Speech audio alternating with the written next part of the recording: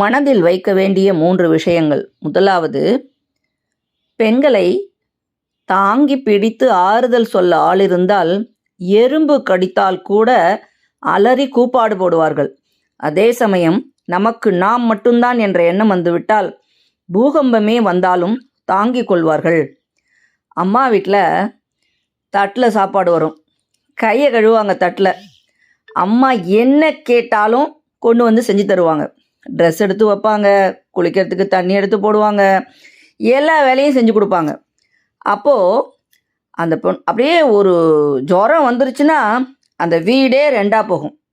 ஆனால் அதே பெண் கணவன் வீட்டுக்கு போனோன்னு தனக்கு குழந்தை வர வரைக்கும் கூட கொஞ்சம் குழந்தைத்தனமாக இருப்பாள்.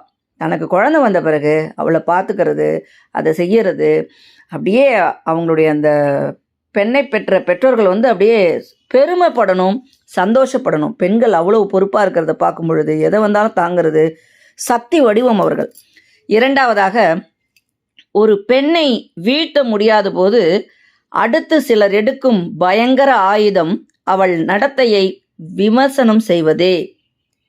அதாவது வீட்டை பொறுத்த வரைக்கும் பெண்களுடைய முன்னேற்றத்தை எல்லாருமே ஒத்துக்குவாங்க. ஏன்னா எப்போவுமே 90% எல்லார் வீட்லேயுமே மீனாட்சி ஆட்சி தான்.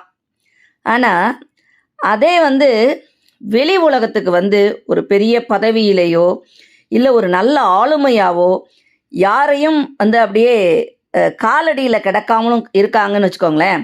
அப்போ அந்த பெண்களை வீழ்த்த முடியாது. ஏன்னா அவங்க தைரியசாலி, எதை பற்றி அவங்களுக்கு கவலை இல்லை, அவங்களுடைய சக்தியினுடைய வடிவம் அவங்க. அப்படி இருக்கிறவங்கள சில கீழ்த்தரமான ஜென்மங்கள் என்ன செய்யும் அப்படின்னா, அவர்களுடைய நடத்தையை, இல்லாததை, பொல்லாததை இதெல்லாம் பேசுவாங்க. அதையெல்லாம் வென்றெடுத்து பெண்கள் வந்து வெற்றி வீரராக நிற்கணும். மூன்றாவதாக, பெண்ணே, நீ ஒதுக்கப்படும் இடங்களில் நிமிர்ந்து நில். நீ புகழப்படும் இடங்களில் அடக்கமாயிரு. நீ விமர்சிக்கப்படும் இடங்களில் மௌனமாயிரு. நீ நேசிக்கப்படும் இடங்களில் அன்புடன் இரு. உலகம் உன் வசப்படும். பெண்களை ஒதுக்கி தள்ளுறாங்களா? கவலைப்படாதீங்க, தைரியமாக நின்னுங்க. நீங்கள் தான் வந்து இந்த உலகத்தை ஆள போகிற நாளைய ஆளுமைகள். எங்கே புகழ்கிறாங்களோ அங்கே அடக்கமாக இரு. எங்கெல்லாம் உன்னை விமர்சிங்களாங்களோ, என்ன கீழ்த்தரமாக பேசினாலும் சரிதான், உன்னை வந்து அடிமைப்படுத்தினாலும் சரிதான், அங்கே எல்லாம் மௌனமாக இரு. எங்கெல்லாம் நேசிக்கிறாங்களோ அங்கெல்லாம் நீ வந்து அன்போட இரு. உன்னை பற்றி புறம் பேசுகிறவங்கள பற்றி கவலைப்படாத. நீ ரொம்ப தூரத்துக்கு முன்னேறி திரும்பி பார்த்தாலும் அவங்க உனக்கு பின்னாடி பேசிக்கிட்டே தான் இருப்பாங்க. அதை பற்றி கவலைப்படாமல் உன்னுடைய இலக்கு நோக்கி பெண்கள் போக வேண்டும். இது ஒரு சக்தியுடைய அவதாரமாக எல்லாரையும் துவம்சம் பண்ணி அப்படி நின்று அப்படி ஜெயிச்சு அப்படி பார்க்குற பார்வை இருக்குல்ல, அதுதான் சந்தோஷம்.